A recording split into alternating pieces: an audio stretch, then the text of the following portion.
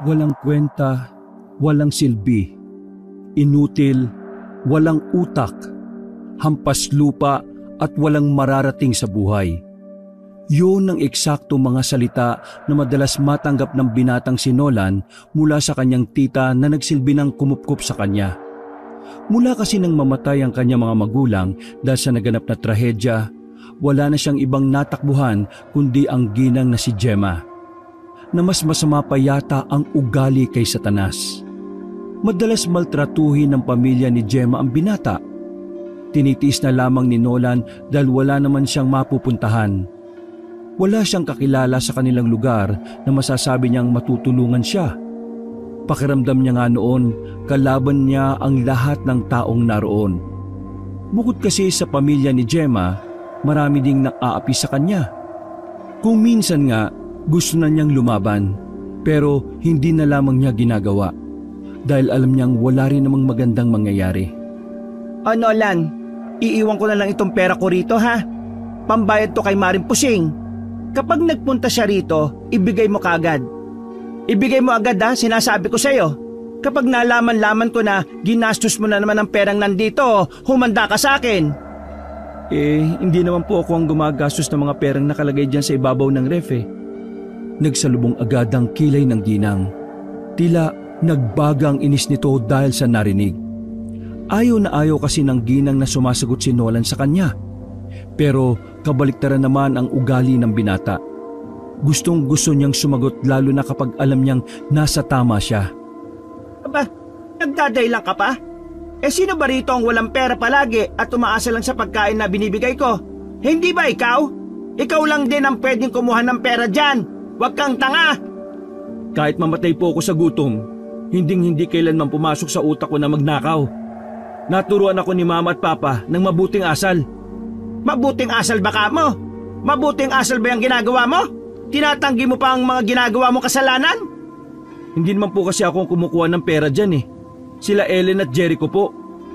Kinuha ng ginang ang tsinelas nito at malakas na ibinato kay Nolan. Tinamaan ng binata sa mukha. Walang pakialam si Gemma kahit na dumugo ang labi ng lalaki. Ang mahalaga lang doon ay ang kanyang pride at ego. Tarantado ka ha? Pinagbibintangan mo pa yung dalawa kong anak na walang ginagawa kundi magpakabuti sa pag-aaral? Palibhasa kasi hindi ka nakapag-aral kaya inggit ka sa kanila. Kahit ano na lang ibinibintang mo kasi gusto mong magkasira kami ng mga anak ko. Hoy, tandaan mo kung ano ang papel mo rito ha? Daga ka lang rito. Huwag kang umastang prinsipe ka rito. Sa susunod na sumagot-sagot ka pa, babangasan ko yung mukha mo. Nakuha mo? Tumango na lamang si Nolan, pero ang totoo, gustong-gusto niyang tawanan ng kanyang tita. Wala kasi itong kalam-alam sa ginagawa ng mga anak nito. Ang buong akala nito, nag-aaral ng mabuti ang dalawa nitong anak. Pero ang di nito alam, nagbubulak-bulang ito at nag-iinom ng alak palagi. Umalis na ang ginang at padabog na isinarado ang pintuan. Bumuntong hininga na lamang ang binata. Ngumiti na lamang siya ng pilit. Yun na lang ang kaya niyang gawin dahil kahit magalit at mainis siya, wala rin namang mangyayari dahil walang halaga ang kanyang damdamin sa pamamahay na yon. Dinukot na lamang ni Nolan ang larawan ng kanyang ama at ina.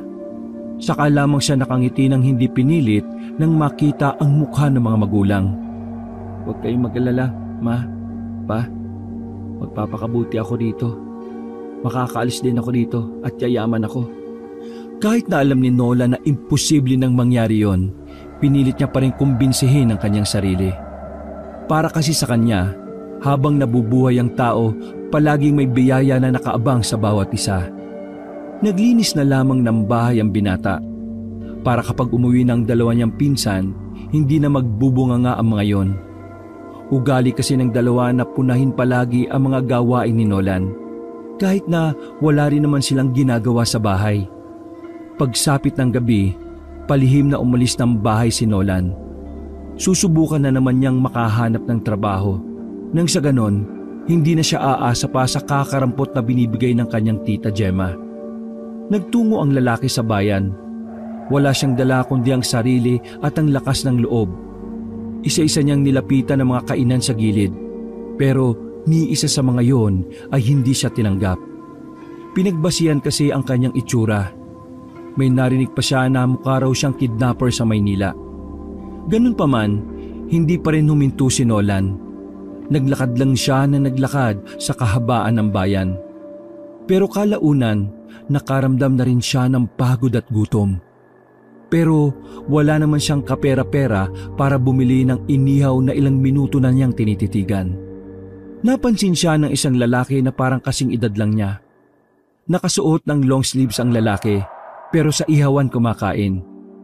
Tumayo ang lalaki sa kinauupuan nito at inabot kay Nolan ang 2 stick ng barbecue. Agad namang tinanggap ng binata yon. Hindi na niya kilala ang salitang pagtanggi. Gayong naghuhumiyaw na ang kumakalam niyang sikmura. Huwag mong mamasamain pero wala ka bang pera? Wala eh. Kasi kung meron, baka nakaupo na ako sa mga bakanting lamesa para kumain. Natawa ang lalaki. Ay, oo nga naman. Pasensya na Ang tanga pala ng tanong ko. Teka, bakit hindi ka na lang kaya umupo doon? Mahirap kumain ng nakatayo. Hindi, ayos lang ako dito. Nakakaya sa kanila eh. Maraming salamat nga pala rito sa binigay mo Walang ano man yan. Teka, matanong ko lang. Taga rito ka ba? Hindi. Nagpunta lang ako rito sa bayan para maghanap ng trabaho. Pero walang tumatanggap sa akin eh. Mukha raw akong holdupper. Nako, hindi naman. Mas mukha ka mandurukot eh. Hindi, biro lang Pero, alam mo, kaunting ayos lang. Magmumukha ka namang matino eh. Teka, may alam akong trabaho. Gusto mo ba ipasok kita? Tiningnan ni Nolan ang buong kasuotan ng lalaki. Doon pa lang, alam na niyang hindi siya matatanggap sa kung anuman ang trabahong sasabihin nito. Mukhang pangmayaman yata yung trabaho mo eh. Nako, kes ako dyan. Hindi, walang pinagbabasihan na itsura o talino rito. Ang kailangan namin, yung malakas ang loob. Bakit? Hitman ka ba? Birador? Pumapatay ka ng tao? Hindi! Wala kaming sinasaktan Halika, doon natin pag-usapan. Sumama si Nolan na umupo. Pabulong na pinaliwanag sa kanya ng lalaki ang trabaho na maaari niyang mapasukan. Bale kumukuha kayo ng mga mamahaling gamit tapos dinideliver niyo sa isang warehouse. Bakit kailangan mo pang ibulong? Hindi kasi pwedeng iparinig sa iba. Baka kasi may mga kalabang kumpanya magaya pa yung estilo namin. Palagay ko illegal yan. Uy, ano ka ba? Hindi eto ID ko. Tapos, eto naman isa, calling card. Kailangan ko na kasing umalis Tinatawagan na ako ng boss namin. O paano?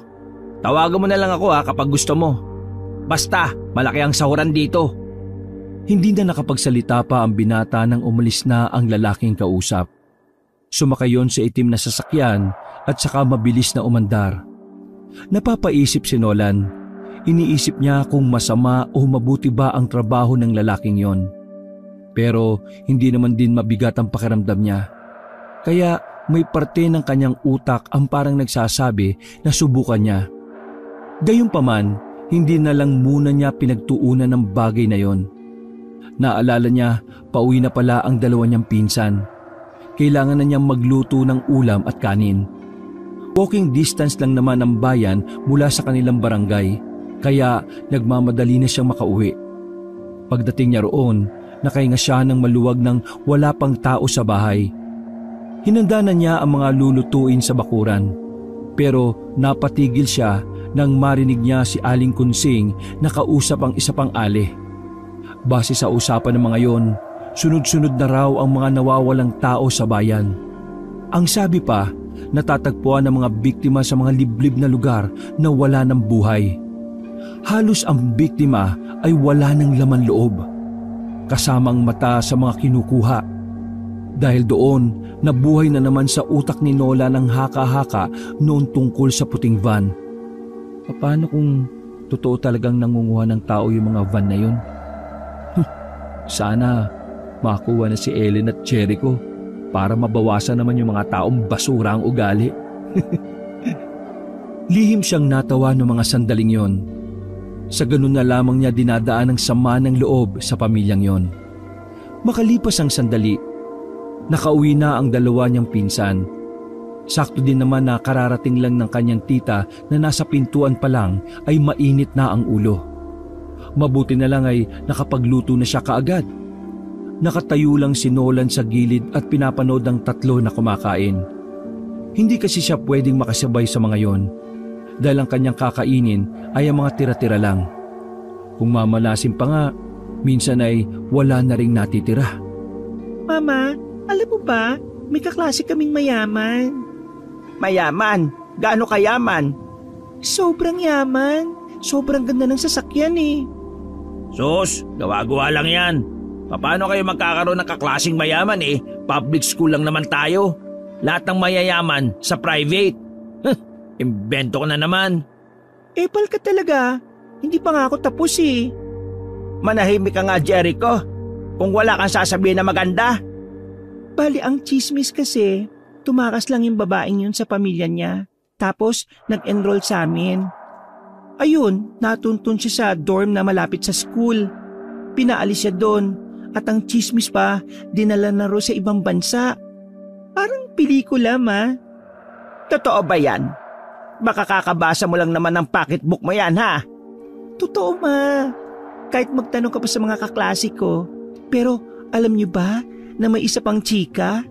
Ang sabi ng mga tao, kaya raw dinala sa ibang bansa ang kaklase naming babae na yon para mapigilan siya na makapagsalita tungkol sa sikreto nila. Sikreto? Oo, ma. Ang sabi kasi, may kapatid daw kasing aswang yung babae.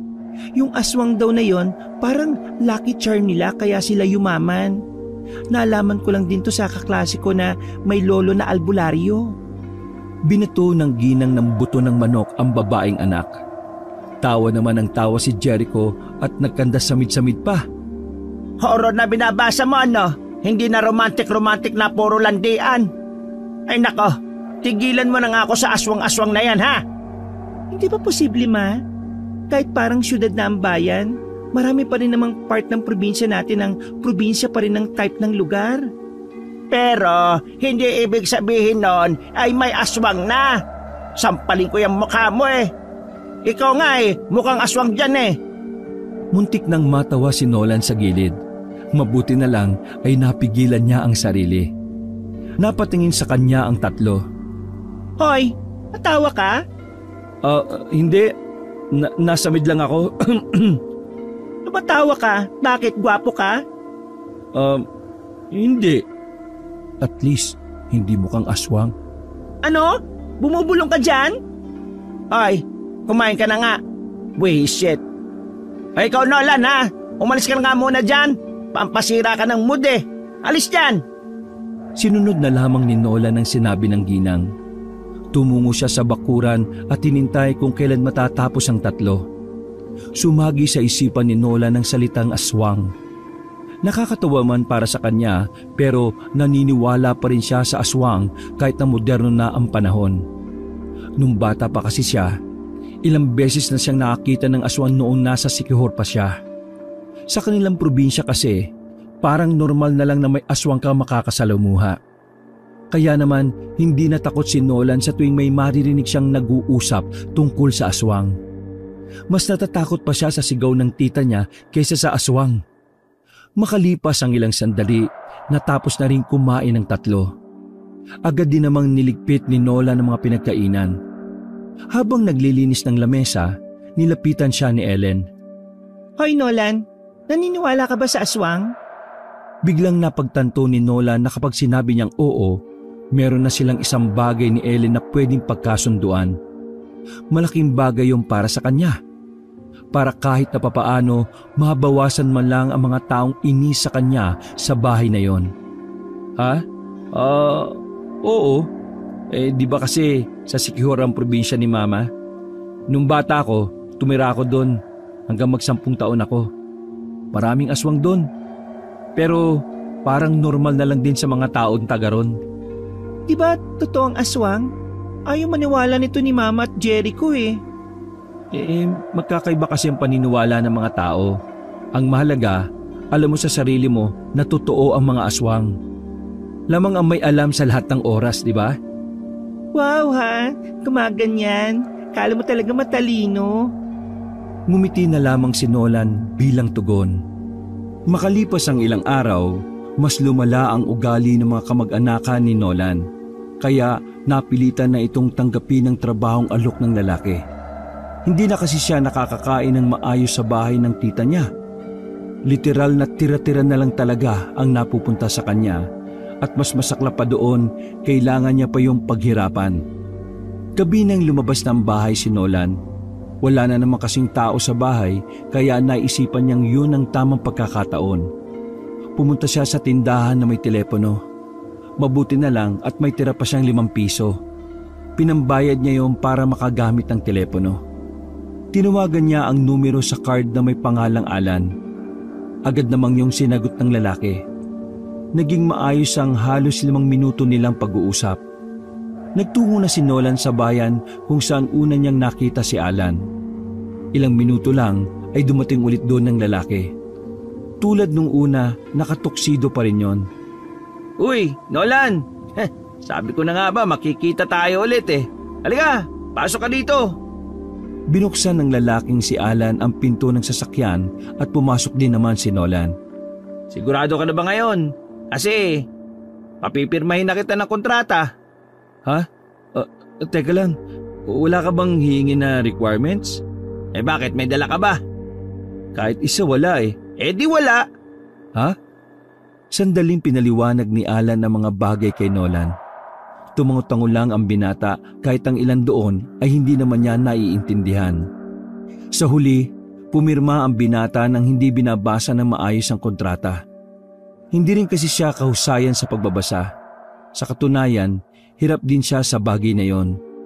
Isa sa mga dahilan siguro yon kaya hindi siya natatanggap sa ibang trabaho. Ibabiyahe na kita papunta mismo sa mansyon. Ha? Wala pa akong dalang damit eh. Stay in ba ako ron? Hindi mo na kailangan magdala ng damit o kahit anong gamit. Lahat ng hahanapin mo nandun na. Provided na lahat. Bakit parang sobrang binibigay naman ng lahat? Ganyan din ba sila sa mga tulad mong tagahatid ng mga mamahaling gamit? Hindi. Ang ibig kong sabihin, hindi naman kasi tayo pareho ng magiging trabaho. Hindi mo ba binasa na maayos yung kontrata? Hindi ka sasama sa akin. Magbabantay ka ng 10 taong bata na anak ni boss. Ako? Magbabantay ng bata? Oo, yun ang magiging trabaho mo. Mas okay pa nga yan kaysa sa amin na labas ng labas eh. Minsan delikado pa buhay namin sa mga rebuilding nangaharang sa daan. Goods na yan. Kung tutusin, mas madaling trabaho mo eh, pero mas malaki ang sahod. Bakit? Hindi ka ba marunong mag-alaga ng bata? Marunong naman. Sa amin nga, matatanda ang alaga ko eh. 3 pa sila. Puro demonyo. Yun naman pala eh. Kung marunong ka mag-alaga ng matatandang demonyo, madali na lang sa'yo mag-alaga ng batang anghel. Huwag ka mag-alala, mabait yung si Sedi. Ha? Batang lalaki?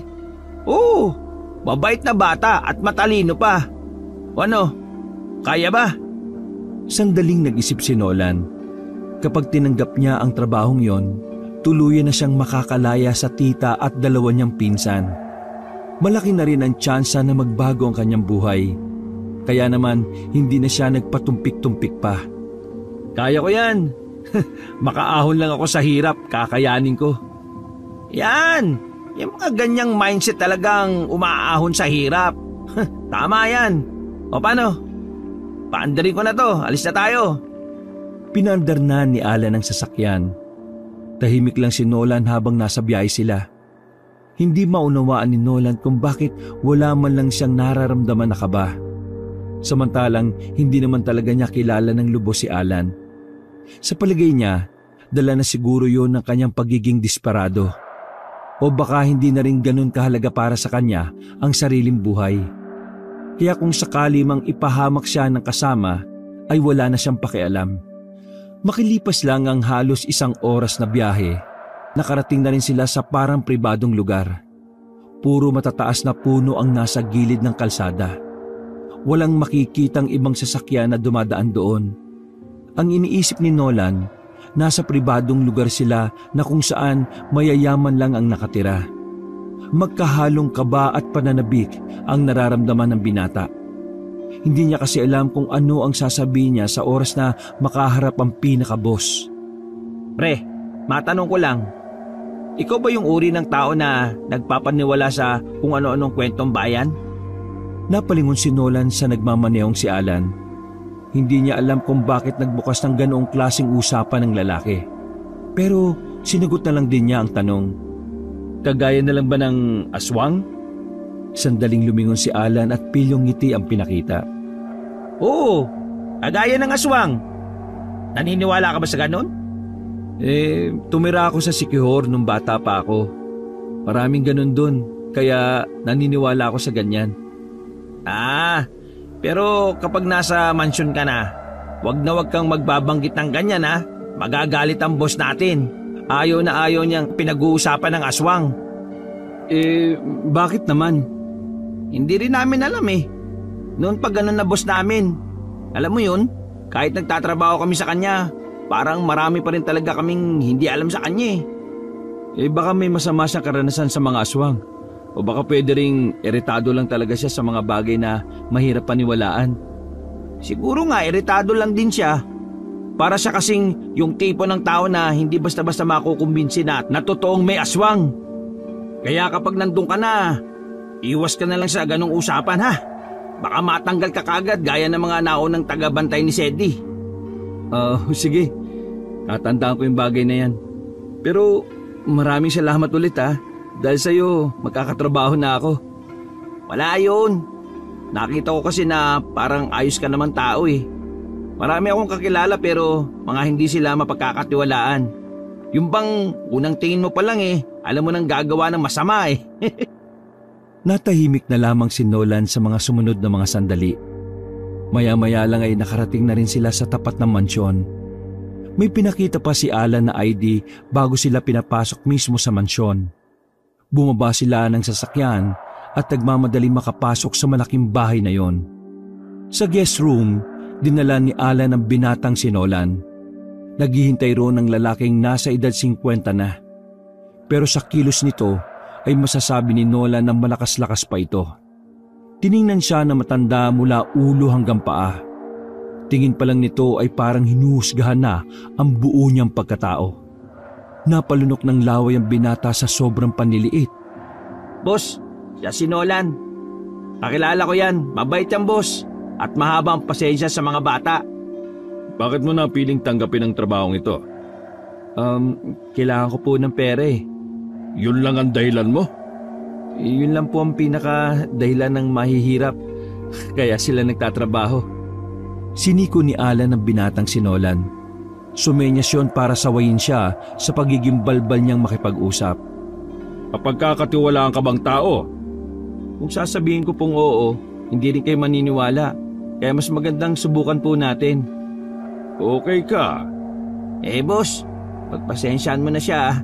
Galing kasi sa imbornan yan kaya kanal kung makipag-usap. Tanggap ko na ito. Boss? I said, tanggap na ito. Dalhin mo na siya sa magiging kwarto niya at ibigay mo mga pangangailangan niya. Gusto kong maging maayos ang pananatili niya rito. Ikaw, ayusin mo ang trabaho mo kung gusto mong tumagal dito. Opo, maraming salamat po. Naglakad na ang kanilang boss matapos ang pag-uusap na yon. Tinapik naman ni Alan si Nolan sa balikat sa sobra nitong tuwa. Hanip ka, napa-oo mo kagad si boss. Kahit naman di siya mag-oo, nakapirma na ako sa kontrata, di ba? Ay, oo nga pala. O tara na nga, ipapakilala kita kay Sedi mamaya at dadalhin na kita sa kwarto mo. Umakyat sila sa ikalawang palapag. Malaki ang kwarto na nakaabang para kay Nolan. Doble ang laki nun kumpara sa bahay ng kanyang tita. Sobrang naninibago siya dahil yun ang unang pagkakataon na titira siya sa maayos, malaki at malinis na bahay. Ito talaga magiging kwarto ko? Oo, ayaw mo ba? Hindi naman. Gusto ko nga eh. Naninibago lang ako kasi sobrang liit ang dati kong tirahan. Hindi ako sanay sa malinis na tirahan eh. Gusto mo ba dumihan ko muna para komportable ka? Lagyan ko ng tae ng kalaban, gusto mo? Hindi, ayos na ako. Marami talagang salamat ah. Kung di kita nakilala, baka nasa poder pa rin ako ng demonyo kong kamag-anak. Wala yun. Pagputihan mo na lang yung trabaho para mas maging maganda ang tingin sa'yo ni boss. At saka, ikaw na bahalang makisama kay Sedi ha. O paano? Dito na muna ako. May lakad kami mamayang gabi. Maraming salamat uli ah. Sige, ingat ka. Lumabas na ng kanyang silid ang lalaking si Alan. Naiwan siyang mag-isa at saka agad na sinalampak ang sarili sa malambot na kama. Di ko akalain na makakaranas ako ng ganitong klase ng kwarto. Nakatingin lamang siya sa kisame nang biglang maramdaman niya na mayroong tao sa pintuan. Nang tingnan niya yon, ay nakita niya ang batang lalaki na palagay niya ay nasa 9 o 10 taon. Nakatayo yun sa gilid ng pinto at parang nakangiting nakatingin sa kanya. Ikaw ba si Sedi? Yung anak daw ni Boss Gardo? Lumapit ang bata sa kanya at tumpo sa dulo ng kama. Ako nga po. Kayo po ba yung bago kong tagabantay? Oo, ako nga. Masaya akong makilala ka. Sana magtagal ka. Karamihan kasi sa mga naging yaya ko, ilang araw pa lang nawawala na eh. Ha? Bakit? Makulit ka bang bata? Hindi naman po ako makulit eh. Pero kasi takot po sila lagi sa akin. Ha? Bakit? Takot na sila kapag nagkukwento ko tungkol sa aswang. Tumingin-tingin si Nolan sa labas kung merong nakakarinig sa kanila. Sinara niya ang pinto. Uy, di ba bawal pag-usapan yan dito sa mansyon? Magagalit ang papa mo. Hindi naman niya alam eh. Ipapaalam niyo po ba? Hindi. Matatanggal ako eh. Pero, sandali nga bata. Bakit ka nagkukwento ng mga ganong kwento sa mga yaya mo? Kasi, totoo po ang aswang. Sa katunayan, aswang ako eh. Tumeryoso saglit ang mukha ni Nolan. Pero maya-maya lang ay natawa na lamang si Nolan sa sinabi ng bata. Pinagpalagay na lamang ni Nolan na may mga bata talagang malilikot ang isip. Ikaw talaga, huwag mo na ulitin yung ganyan joke ha. Kasi kapag tayo narinig ng papa mo, matatanggal ako sa trabaho. Gusto mo ba yon? Hindi po. Gusto kita maging yaya ko. Ikaw lang ang yaya ko na lalaki eh. Kaya nga para magtagal ako dito, wag na wag tayong gagawa ng bagay na ikagagalit ni Boss Gardo. Naintindihan mo?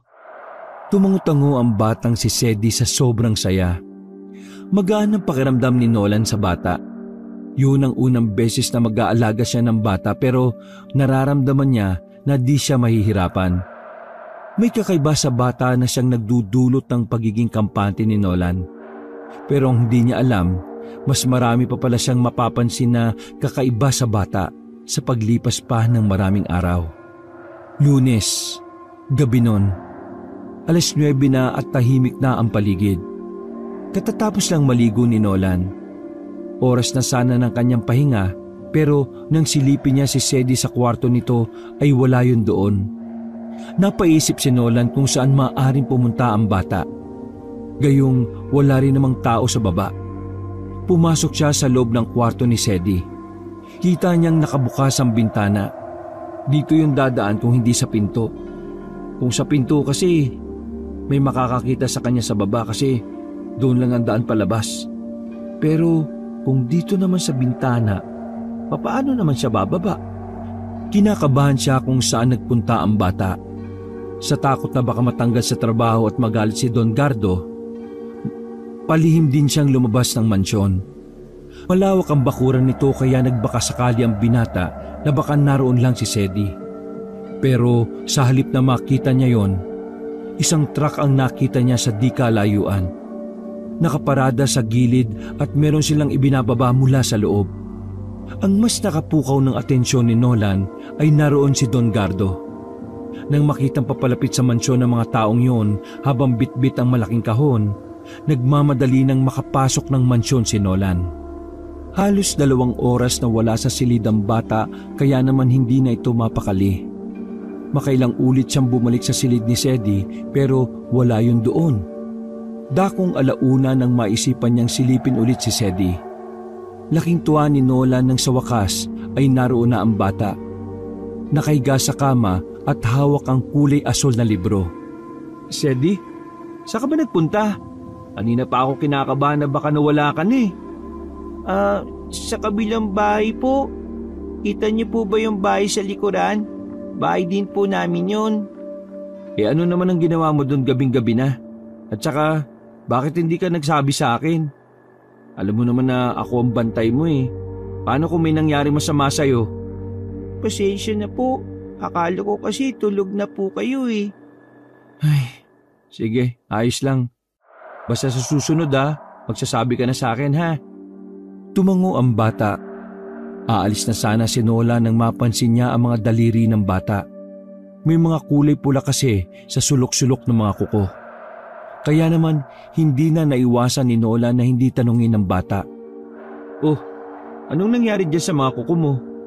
Ano yan, mga dugo? Tinago ng bata ang kanyang kamay sa ilalim ng kumot. Hindi po. Doon ko po nakuha yan sa nilaro namin ng pinsan ko sa kabilang bahay. Sigurado ka? Hindi yan dugo? Hindi po. O sige, maghugas ka na lang ng kamay sa banyo mo.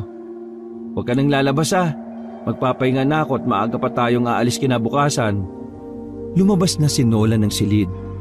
Isang malapad pang ngiti ang binigay ng bata sa kanya. Napatigil si Nolan sa harapan ng pinto.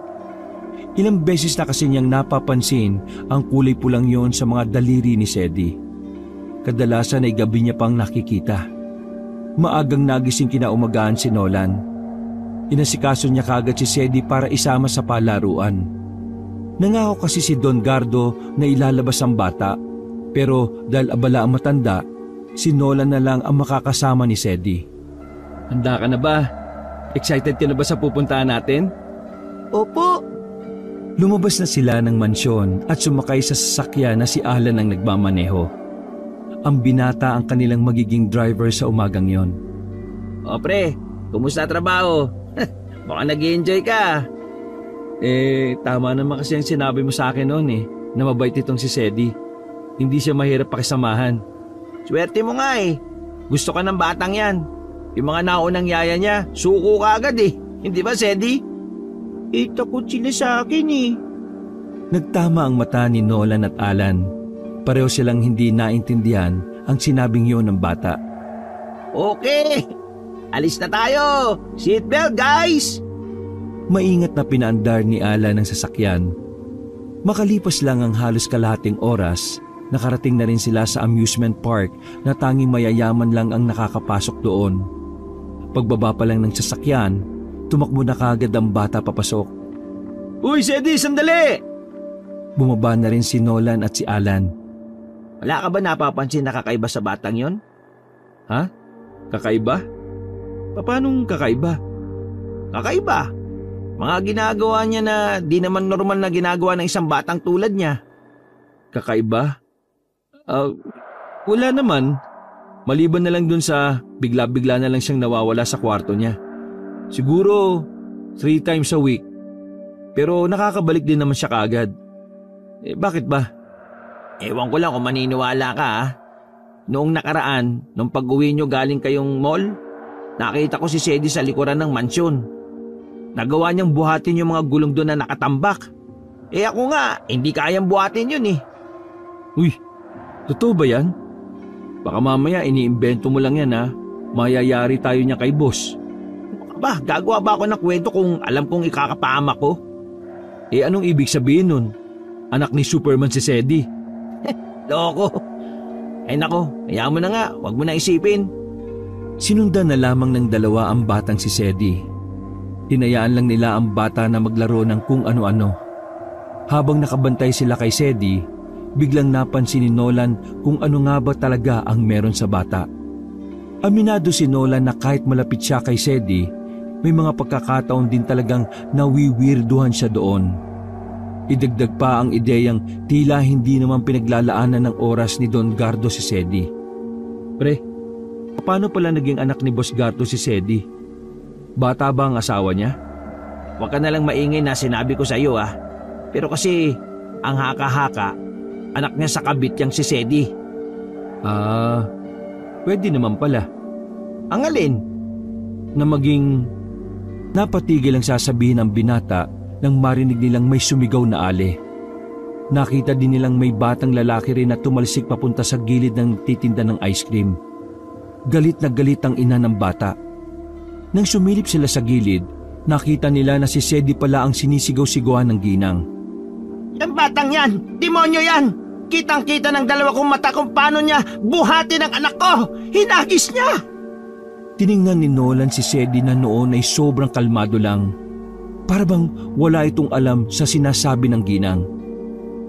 Mawalang galang na po pero napaka-imposible naman ang sinasabi nyo. Ang lit-lit lang na bata niyang si Sedi. Paano niya mahahagis ang anak nyo? Kung ako gagawa, pwede pa. Lalong nanggalaiti ang ginang ng kampihan ng dalawa ang bata. Humantong sila sa admin's office para pag-usapan na yon. Pero dahil nga mayaman ang pamilya ni Sedi, madaling naayos ang gusot. Mukhang pera din naman kasi ang ginang. Dahil sa nangyari ay maaga silang umuwi. Magtatanghali pa lang ay nasa sasakyan na sila.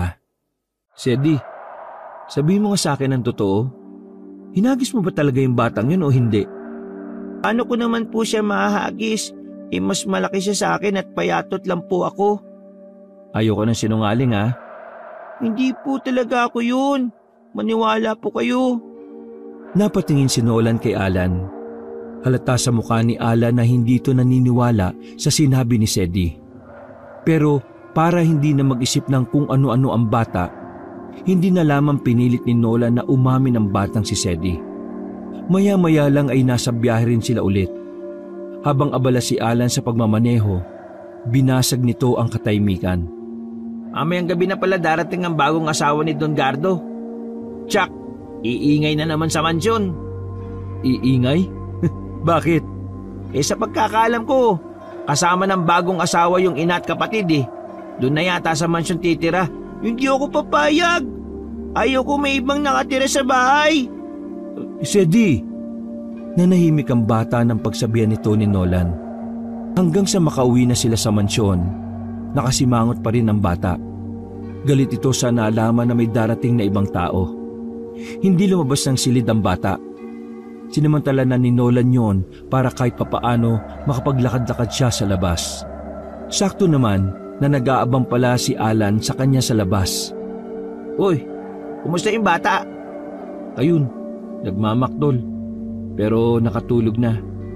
Ikaw kasi, pinarinig mo pa Tara. Tara saan? Lakad-lakad. Kain tayo dun sa may mamahaling karinderya. Kakasawa ulam dito Ha? May karinderya pala dito? Oo, pero mamahalin. Tara, malapit lang naman yun Naglakad ang dalawa ng halos 15 minutos. Malayo na ang kanilang lalakad at hindi na rin nila natatanaw ang mansyon. Sa parting yon, may mangilan-ngilan na rin silang nadadaanan na bahay. Doon lang natuklasan ni Nolan na may iba pa palang nakatira sa area na yon. Akala ko ba malapit lang? Binilisan ng dalawa ang lakad nang matanaw ang mga pulis sa gilid ng daan. May mangilan-ngilan ding tao na nandoon. Paglapit ng dalawa, sumilip sila sa bangin kung saan doon din nakatingin ang mga tao. Tanghaling tapat, pero nakakita sila ng bangkay ng tao sa bangin. Bukas ang tiyan nito at wala na ang laman loob. Maraming kalmot sa katawan at nakatakip ng tape na itim ang bibig. Nakatali rin ang kamay at paa ng kawawang babae.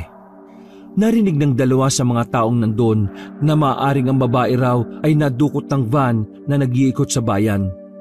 Tapos pinakain daw sa alagang aswang. Posible ba yung pre? Pwedeng alagaan ng aswang? Hindi ko alam pero may narinig na rin akong kwentong ganyan dati. Sabi kasi nila, pampaswerte ang aswang at sigbin. Pero dahil mas madaling makahuli daw ng aswang, yun ang inaalagaan nila. Hindi ko alam kung totoo ba yung narinig ko lang dati Baka mamaya normal na lang para sa kanila na mag-alaga ng aswang. Kawawa yung mga nadudukot, no? Nawala na ako ng gana ko. Ay nako, Nawalan na ako ng ganang kumain, pre. Ako nga rin eh. Bumalik na lamang na mansyon ng dalawa. Hanggang sa mansyon, usapan ng mga kasambahay ang tungkol sa natagpuang bangkay. Lahat sila ay aswang ang sinasabing salarin. Pinatahimik na lang yon ni Nolan dahil kapag narinig sila ni Don Gardo, siguradong matatanggal ang mga yon sa trabaho. Sedi, matulog ka na muna ha. May bisita kayo mamaya kaya dapat makapagpahinga ka ngayon. Nakasimangot na sumunod ang bata. Humiga agad yon sa malambot na kama. Lumabas na rin naman si Nolan. Walang magawa ang binata noong mga sandaling yon. Mag-isa siyang naglalakad-lakad sa bakuran ng mansyon. Nakita niya roon ang ilang gulong na sinasabi ni Alan na nabuhat umano ni Sedi. Sinubukan ni Nolan na buhatin yon, pero maging siya ay hindi niya kinaya. Masyadong mabigat kung hindi dalawang kamay ang gagamitin. Teka, anong klaseng bata ba talaga yung Sedi na yan? Mula sa kanyang kinatatayuan, tanaw niya ang kabilang bahay na malaki rin. Ang bahay na sinasabi ni Sedi na pagmamay-ari rin nila. Kinain ng kuryosidad ang binata kaya naglakad siya patungo roon. May daan naman na iskinita at sa gilid-gilid noon ay puro garden. Walang katao-tao sa paligid ng bahay na yon. Kaya naman lumapit si Nolan sa bandang gilid. Napatakip na lamang siya ng ilong nang malanghap ang masangsang amoy. Masuka-suka si Nolan dahil sobrang baho nito. Parang nabubulok na karne. Ano to? Imbakan ng baboy? Takang-taka si Nolan. Hindi niya maintindihan kung papaano nagagawang pumunta ni Sedi sa ganoong kabahong lugar. Sisilip na sana sa loob si Nolan nang makitang may paparating ng mga tao. Isa si Don Gardo sa nakita ni Nolan na kasama ng mga lalaki. Dali-dali naman nagtago si Nolan sa likuran ng dalawang drum. Hindi siya agad lumabas dahil maaaring masipat siya ng mga lalaking bantay. Kainis, paano ako makakaalis dito? Kakasiksik niya sa gilid, may naapakan na siyang bagay. Nung una, inakala niya na baon ng nyug lang yon. Pero nang tingnan niya yon, nakita niya ang bungo ng isang tao. Napatakip ng bibig si Nolan.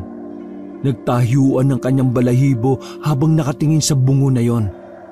Kinikilabutan man, pinili na lamang niyang ikalma ang sarili para hindi siya makalikha ng ingay. Magkakasunod na buntong hininga ang kanyang pinakawalan. Sa mga puntong yon, doon na niya mas naisip na marami talagang nakatagong lihim sa pamilya ni Sedi. Palis na si Nolan nang marinig niyang nagsalita si Don Gardo. Kuhanan niyo ako ng marami para hindi na tayo paisa-isa sa lansangan. Pubulilyaso pa tayo sa ginagawa niyo eh. Dalian niyo! Hindi siya pwedeng magutom. Hindi man alam ni Nolan kung ano ang tinutukoy ng Don. Masama pa rin ang kutob niya roon. Nagmamadali siyang makaalis nang makitang nag-alisa na rin ang kalalakihan doon. Nakabalik siya ng mansyon nang walang nakakakita sa kanya. Nagkulong siya sa silid. Magulo ang utak niya habang nakaiga at nakatingin lang sa kisame.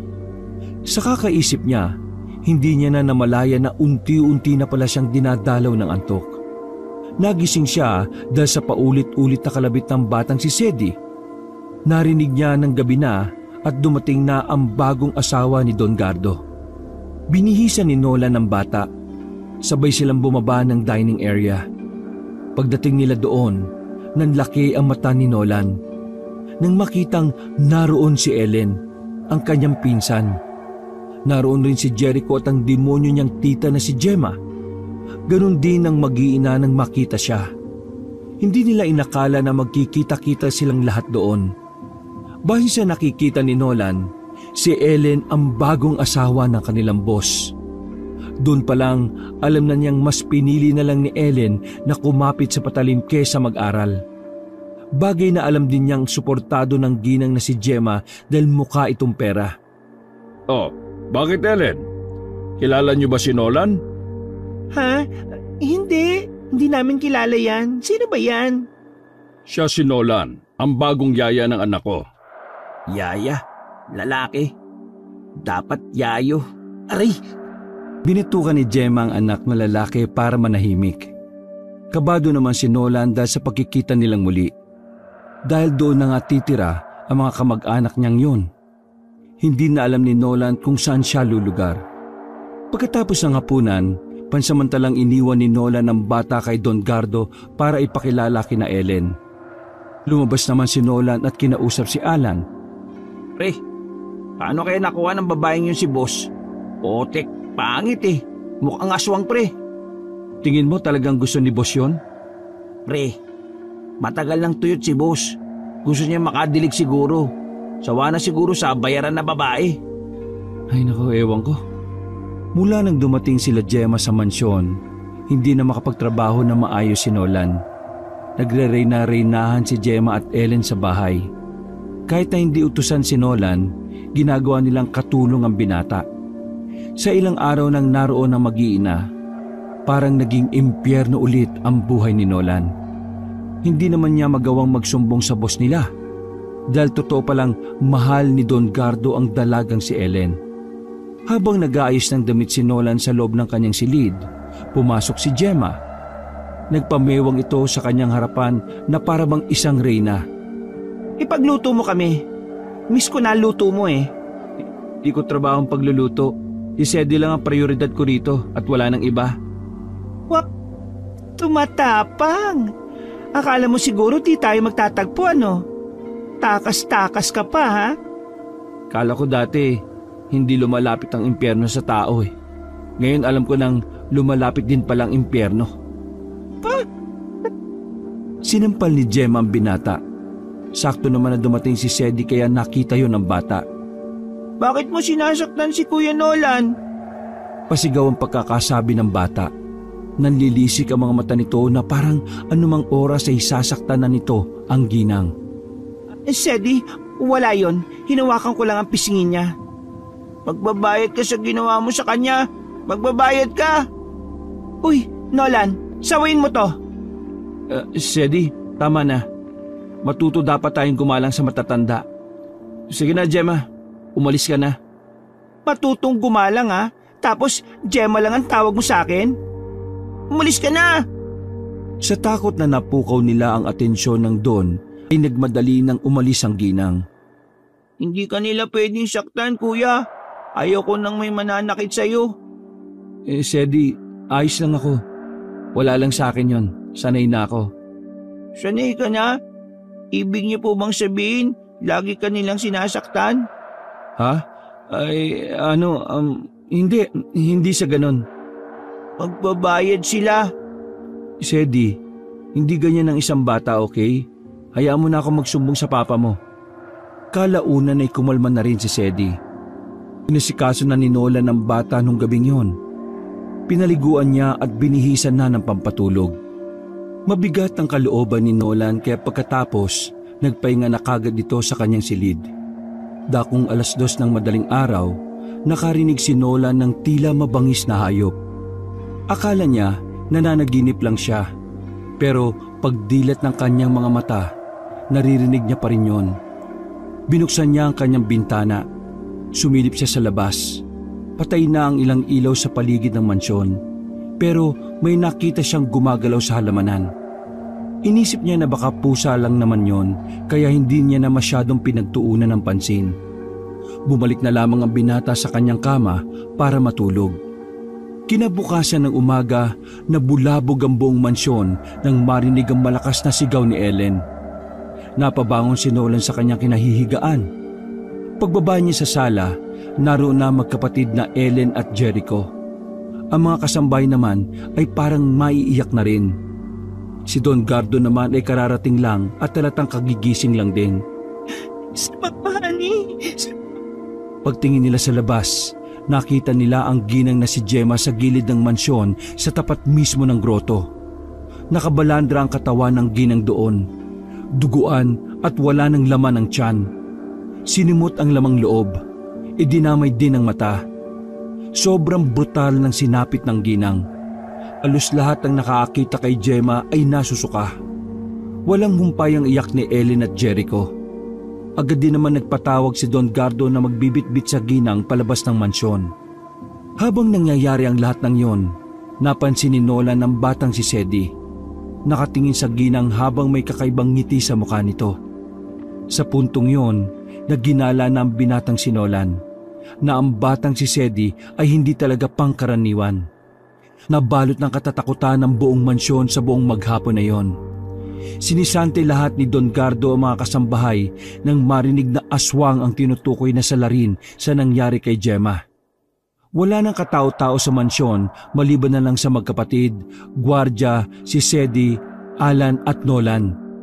Si Don Gardo naman ay bigla na lang umalis. Habang nasa sala, bigla na lamang nilapitan ni Jericho si Nolan. Sinapak nito si Nolan sa mukha na dahilan para tumumba ang binata. Ginawa mo kay mama, ha? Anong ginawa mo? Aswang ka? Aswang ka, ha? Inawat ni Alan si Jericho. Tinulak ni Alan ng malakas. Kung gusto mo pang magtagal dito, huwag ka magbabangkit ng aswang sa mansyon na ito. Wala akong ginawa kay tita. Matagal niyo akong kilala. Kahit kailan, hindi niyo ako nakitang maging aswang. Kaya itigil niyo na ang kaibangan ninyo. Hindi to mangyayari sa inyo kung hindi kayo kumapit sa patalim eh. Peperahan niyo lang si Don Gardo. Kapag nalaman namin na ikaw ang may kagagawan nun kay mama, magbabayad ka. Habang nagaganap ang pagtatalo na yon, kinabahan na si Nolan. Nakita niya kasi si Sedi na nakasilip sa hagdanan. Masama ang tingin sa magkapatid. Makalipas ng ilang sandali ay sumapit na naman ang kinagabihan. Nakakapanibago ang katahimikan sa mansyon. Noong mga sandaling yon, sakalang nagkaroon ng lakas ng loob si Nolan na puntahan ng batang si Sedi. Nakaupo lang si Sedi sa kama nito at parang naghihintay lang din sa kanya. Marahan siyang pumasok sa kwarto ni Sedi. Ramdam ng bata ang kaunting pagkabahala sa bawat hakbang ni Nolan. Tumingin si Nolan sa bata ng mata sa mata kahit na natatakot siya sa maaari niyang malaman. Pero nilakasan niya pa rin ang kanyang loob para sa katotohanan. Sedi, may itatanong ako sa'yo. Gusto kong magsabi ka sa akin ng totoo, ha? Sedi, ikaw ba may kagagawa ng nangyari kay Tita Gemma? Tumayo ang bata. Hinawakan siya nito sa kamay. Naramdaman ni Nolan ang malamig na palad nito. Kuya Nolan, sumama ka po sa akin. Doon masasagot ang lahat ng gusto mong malaman. Inilalayan siya ng batang si Sedi palabas ng mansyon. Nagtungo sila sa likod ng mansyon at dumaan sa maliit na eskinita. Patungo yon sa isa pang bahay nila na may mabahong amoy. Hindi nagsasalita si Nolan. Hinayaan niya lang ang bata na nakahawak sa kanyang kamay. Pero aminado si Nolan na kinakabahan na rin siya. Binuksan ni Sedi ang malaking bintana sa likuran ng bahay. Pumasok ang bata at binuksan ng ilaw sa loob. Sumenyas ang bata kaya pumasok na rin si Nolan. Sa loob, mas masangsang ang amoy. Nakita din niya sa sahig ang mga natuyong dugo. Meron ding buhok ng tao sa gilid. Mga damit na parang ilang araw nang nakatambak doon. Damit ng lalaki at babae na may mga bahid ng dugo. Sedi, anong ibig sabihin ng lahat ng ito? Kuya Nolan, tama ka po ng iniisip mo. Opo, isa nga po akong aswang. Nagtindigan ng mga balahibo ni Nolan. Pinagpawisan siya ng malamig nang dahil sa labis na kaba. Nakaramdam siya ng takot habang nakatingin sa batang si Sedi. Pero nawala ang takot niya nang makita ang marahang pagtulo ng luha ng bata.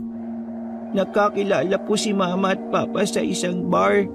Naputis niya si Mama at nabuo ako. Hindi alam ni Papa Gardo na aswang si Mama, pati ako. Nilihim ni Mama.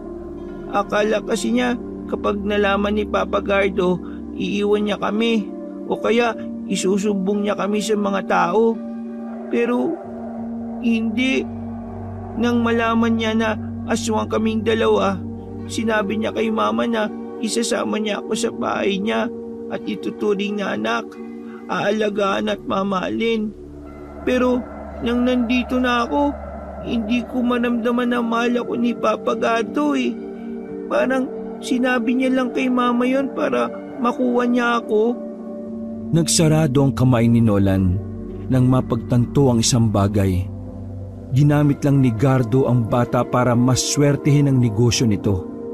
Kinuha lang ng Don si Sedi dahil sa paniniwalang may dalang biyaya ang pag-aalaga ng aswang. Hindi ko alam kung bakit niya ako inalis sa mama ko pero hindi naman niya ako mamahalin gaya ng ibang bata na mahal ng tatay nila. Mula nang dumating ako dito, pakiramdam ko halimaw ako eh.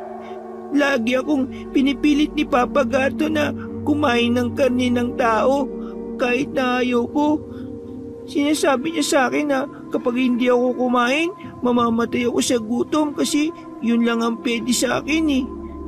Ayaw ko ng ganitong buhay. Gusto ko kasama si Mama. Masaya na ako sa ilaw ng manok na kinakain namin 1 beses sa 1 linggo. Dito, pakiramdam ko, halimaw ang tingin sa akin ni Papa kasi aswang ako eh. Tuluyan nang naiyak ang batang si Sedi. Hagulgul ito sa harapan ni Nolan. Noong mga sandaling yon, tila nawala ang takot at pangamba ng binata. Nangibabaw ang pagmamahal ni Nolan bilang isang kuya. Niyakap niya ang bata ng walang pag-aalinlangan. Habang tinitingnan niya ang mata ni Sedi, isang batang musmos ang nakikita niya at hindi ang pagiging aswang nito. Kuya, hindi ka ba natatakot sa akin? Aswang ako. Hindi ako natatakot sa iyo. Naniniwala ako na isa kang mabuting bata. Biktima ka lang ng kasakiman ng tao. Pero kuya, ako ang pumatay sa tita mo eh. Anong gagawin ko? Sedi, sasabihin natin sa papa mo yon para malaman natin kung ano ang pwede nating magawa sa problemang to. Makukulong ba ako? Huwag mo munang isipin yan. Ang mahalaga, hindi mo na yun uulitin, okay? Tumango ang bata. Muli itong niyakap ni Nolan. Magaan talaga ang loob ng binata sa bata kahit panalaman nito ang lihim ni Sedi. Matapos ang tagpong yon, bumalik na sila sa mansyon na parabang wala lang nangyari. Nakatulog na ang bata sa sobra nitong pag-iyak. Dakong 12:00 ng gabi, nakabalik na sina Ellen matapos asikasuhin ang cremation ng ina. Napapailing na lamang si Nolan. Hindi man lang kasi ibinuro lang ginang kahit isang gabi lang. Pababa na sa hagdan si Nolan nang makasalubong niya ang magkapatid na papaakyat. Lumapit agad si Ellen sa kanya at nakatanggap siya ng sampal. Mamingka, ikaw ang gumawa nun kay Mama, no? Ang kulit niyo naman. Kahit na palamunin niyo ako ng maraming asin at bawang, hindi ako aswang. Pero malakas ang kutob kong may alam ka eh. Anong alam mo? Kilala mo yung aswang ano? Walang aswang sa mansyon na ito. Hanggang ngayon ba naniniwala pa rin kayo doon? Hindi ako naniniwala sa'yo. Kilala kita. Hindi ka marunong magsinungaling. Mas madali kang malata kapag hindi totoong sinasabi mo. Sa oras na malaman ko kung ano ang tinatago mo, sisiguraduhin ko na yun na ang katapusan mo. Binangga pa si Nolan ni Jericho. Tinanaw naman ni Nolan kung nakasilip ba si Sedi sa pintuan. Nakahinga siya ng maluwag nang malamang nakasarado pa rin yon. Makalipas ang ilang araw, nanatiling lihim ang katauhan ni Sedi. Hindi rin alam ni Don Gardo na may nalalaman na si Nolan. Ang magkapatid na Ellen at Jericho naman ay nalibang na sa pagpapakasasa sa yaman. Parang hindi sila nawala ng magulang sa sobrang saya nila sa buhay. Wala namang kakaiba o maling nangyari noon. Isa lang ang napapansin ni Nolan. Minsan na lang umuwi ng bahay ang Don. Pinagbawalan na rin si Sedi na pumunta sa kabilang bahay. May kutubang binata na baka may kalokohan na ginagawa ang Don. Kaya naman kinausap ni Nolan ang lalaking si Alan. Hindi ko alam kung ano yung kinuha namin sa kapis, pre. Basta, pumasok kami sa pinakaliblib na lugar doon. Tapos, hindi na kami pinatuloy. Si Don Gardo at 8 lalaki na lang natagaron ng tumuloy. Ang tagal nila bumalik. Pagbalik nila, may dala na silang kahon eh. Malaki yung kahon, parang mas malaki pa sa 2 ref. Ano kayang laman nun? Hindi ko alam. Maigpit masyado si boss eh. Ayaw niyang malaman namin. Yung isa nga na kasama namin, nagtanong lang, hinampas kagad ng AK-47 sa ulo eh. AK-47? Baril yun, pre. Mahaba. Walang nakuwang matinong detalye si Nolan kung ano bang pinagkakaabala ni Don Gardo. Tinuon na lamang niya ang atensyon sa kanyang batang binabantayan. Sa mga nakalipas na araw kasi, napapadalas ang pagiging mainitin ng ulo ni Sedi dahil sa presensya ni Ellen at Jericho sa mansyon. Kinakabahan si Nolan na baka kung ano na naman ang magawa ng batang si Sedi. Sedi, bumili ako ng manok, nasa kwarto ko. Ibibigay ko sa iyo mamaya kapag gutom ka na, ha? Mula nang nalaman ni Nolan ang katauhan ng bata, doon na rin nagsimulang hindi na pinapakain ni Don Gardo ang batang si Sedi. Pabor naman sana yun kay Nolan dahil sa wakas, hindi na makakatikim ng karne ng tao si Sedi. Kaya nga lang, hindi rin naman iniintindi ni Don Gardo ang anak niya. Parang wala na yung pakialam sa bata. Marami pong salamat, Kuya Nolan. Huwag ka mag-alala, Sedi. Bubuelo lang tayo. Itatakas kita rito at ibabalik kita sa nanay mo. Po? Talaga po? Itatakas niyo ako dito? Shh! Huwag kang maingay. Baka may makarinig sa atin. Basta, hintayin mo lang ang plano ko. Makakalis ka rito at makakabalik ka sa dati mong buhay. Maraming salamat po. Sana ikaw na lang po naging papa ko.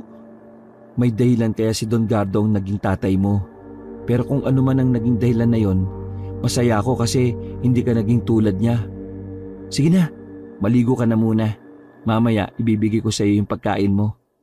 Dakong alauna ng gabi, naalimpungatan si Nolan. Agad siyang napabangon sa hindi malamang dahilan. Nagkaroon siya ng pag-aalala na hindi niya malaman kung saan nagmumula. Pipikit-pikit mata pa siyang dumungaw sa bintana.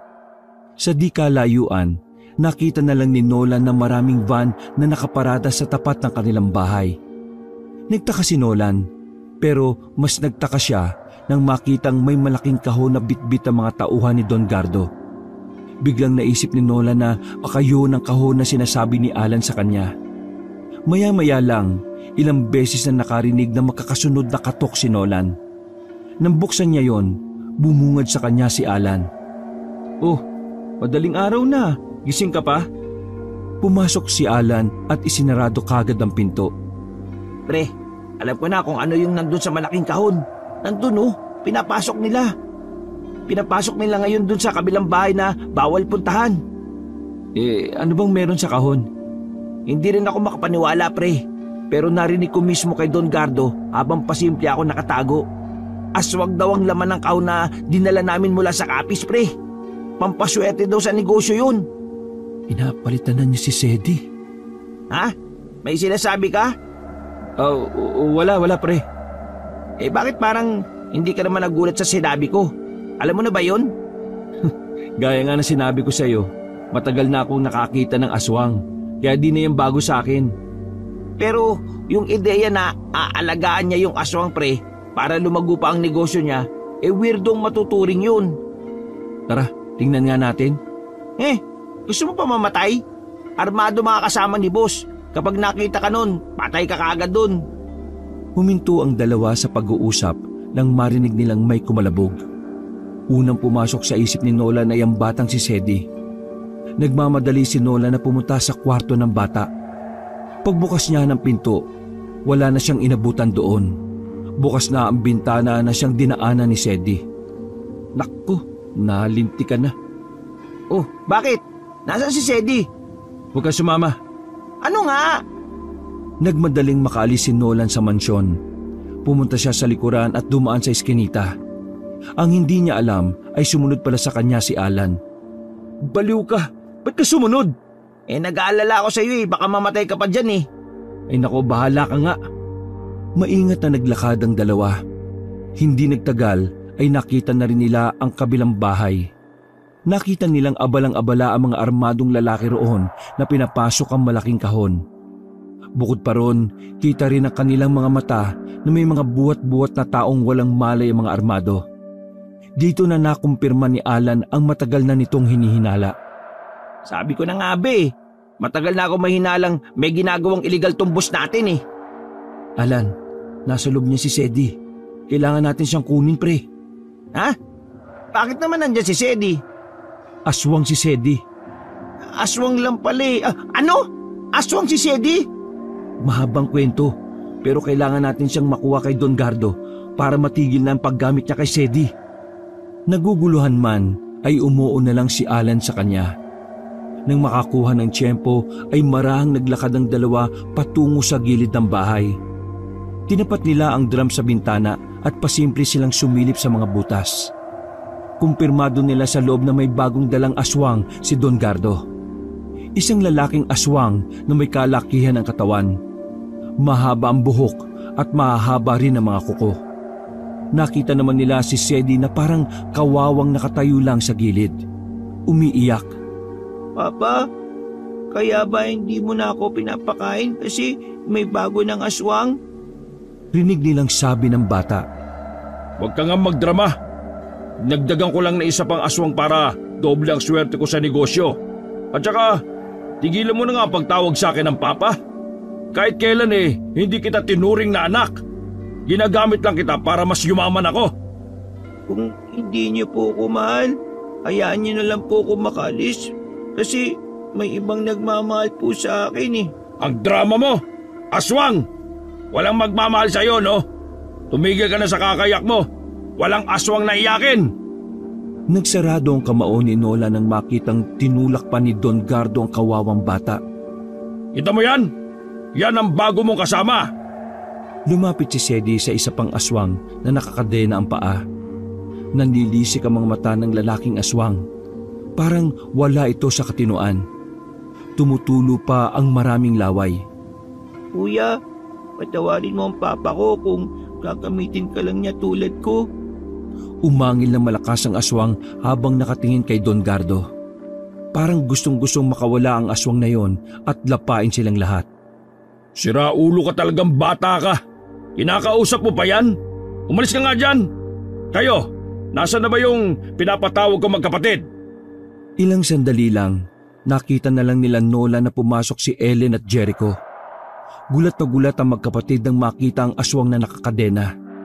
Si Don Gardo naman, kampante lang na nakaupo sa folding chair habang nagsisigarilyo. Honey, anong ibig sabihin nito? Bakit may ganyan? Ano yan? Aswang? Alam mo na naman pala, nagtatanong ka pa. Totoo pala talaga ang aswang, Ellen? Totoo nga sinabi mo. Ang astig! Nung mga sandaling yon ay napapailing na lamang si Nolan habang nasasaksihan ang mga nangyayari. Wala kasing kaalam-alam si Jericho sa sasapitin niya. Helen, alam mo na ikaw lang ang gusto kong makasama sa mga ginagawa ko. Pero sinama mo ang mama mo at kapatid mo. Pero ngayon, nagbago na ang tingin ko sa'yo. Wala ka ng kwenta para sa akin. Kita niyo yung aswang na yan? Kayong dalawa ang hapunan yan. Honey naman, huwag ka nga magbiro ng ganyan. Ito talagang si Don Gardo. Joker. Gusto sana kita, Ellen. Pero hindi ko alam kung mapagkakatiwalaan pa kita. Mapagkakatiwalaan mo ko. Sabihin mo lang kung anong dapat kong gawin. Sige, patunayan mo sa akin ang loyalty mo. Mamili ka. Sasama ka sa akin at magsisilbihan ako habang buhay o sasama ka sa kapatid mo at sabay ko kayong ipapalapa sa alaga ko? Ellen, ayusin mo desisyon mo, ha? Jericho, bata pa lang tayo, alam mo nang gusto ko ng yumaman. Ito lang pagkakataon ko. Kaya, sorry. Ay, tarantado. Hayaan mo lang ako malapa ng aswang dahil sa pera. Samahan mo ako rito. Dalawa tayong mamamatay. Wala nang nagawa pa si Jericho nang sipain siya ng isang tauhan papunta sa aswang. Napapikit na lang si Nolan at Alan nang lapain na ng aswang si Jericho. Amang desisyon mo, Ellen. Papa, bakit niyo siya pinakain? Lalakas siya. Manipis lang ang kadena niyo. Lalakas siya, Papa. Makakawala siya. Natatarantang sinabi yun ng bata pero hindi siya binigyang pansin ng ama. Maya-maya lamang matapos mabutas ng aswang ang tiyan ni Jericho, nagulat silang lahat nang biglang makalas ang kadena sa paa ng lalaking aswang. Napatayo si Don Gardo sa kanyang kinauupuan. Sa isang iglap lang, dinakma ng aswang si Ellen. Hinila ng lalaking aswang ang dalaga patungo sa likuran ng mga bakal na kabinet. Si Sedi, pre. Si Sedi! Saan tayo dadaan? Dintik na yan. Tumakbo ang dalawa sa bukana ng bahay. Nang makita nilang nakalabas na si Sedi ng bahay na yon, agad na sumipol ang binatang si Nolan. Narinig naman agad yon ni Sedi. Tumingin ito sa gilid at nagmamadaling tumakbo palapit kina Nolan. Nasaktan ka ba? Hindi po, pero sila Papa nasa loob pa po eh. Hayaan mo na yon, demonyo yon. Tara na. Sedi, alam ko nang aswang ka pero tanggap kita kaya wag mo akong kagatin ha. Bumalik ang tatlo sa iskinita. Tumungo sila sa mansyon at kinuha ang mga gamit na dadalhin nila sa pag-alis.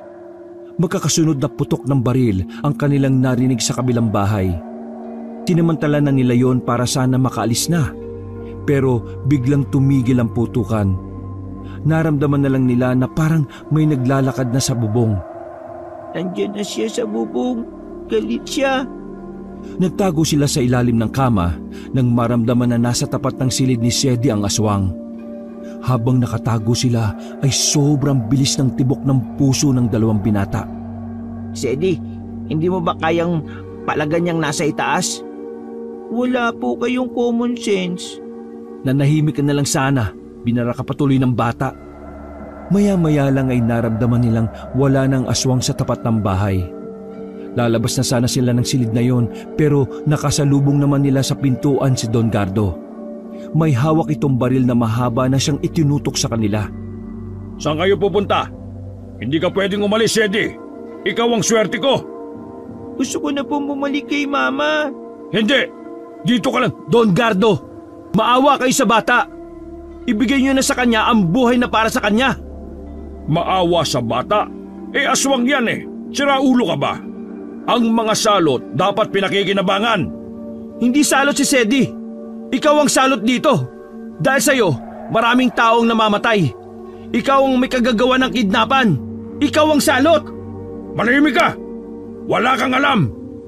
Huwag kang magsalita na parang alam mo ang pinagdaraanan ko. Wala akong pakialam sa pinagdaraanan mo. Wala ka pa rin karapatang gamitin ng isang bata para sa sarili mong interes. Aswang man siya o hindi. Bitiwan mo yan. Kasi kung hindi, puputokan kita sa ulo. Di putukan mo. Don Gardo, may tao po yata sa likuran niyo. Ha? Nang marinig ni Don Gardo ang pag-angil ng lalaking aswang, ay saka lang siya humarap. Hindi na niya nagawa pang paputukan ng aswang nang kagatin na siya nito sa liig. Sa bintana! Dali! Nagmamadali silang dumaan sa bintana patungo sa kabilang kwarto saka sila lumabas at dumaan sa hagdanan. Nang makarating sa labas ay agad na nilabas ni Alan ang susi at saka pinaandar na rin ang sasakyan. Nakaalis sila ng mansyon na yon. Nailayo nila ang bata sa kamay ng masamang ama na si Gardo. Dala ang perang kinuha rin ni Alan sa kwarto ni Don Gardo. Hinatid nila ang bata sa sikihor para isauli sa ina nito. Mula noon, nabuhay ng mapayapa si Sedi. Masaya si Nolan sa nangyari na medyo nalungkot din siya. Napamahal na rin kasi sa kanya ang bata. Inisip na lang ni Nolan na nasa tahimik na lugar na si Sedi. Hindi makakalimutan ni Nolan ang mga karanasan na yon. Habang buhay nang nakatanim sa puso't isipan niya na minsan may isang batang musmos na nagpatunay na hindi lahat ng aswang ay masama. Dahil wala ng pamilya si Nolan, isinama na lamang siya ni Alan sa Bicol at doon ay nagsimula siya ng panibagong buhay. Isang buhay na simple pero malayo na sa karahasan. Napapangiti na lang si Nolan. Hindi niya kasi inakala na ang masalimuot niyang buhay ay magkakaroon ng kulay at kahulugan nang dahil sa isang bata. Bata na nagpaintindi sa kanya na ang kabutihan ay maaaring matagpuan sa kahit sinong nilalang. Wakas,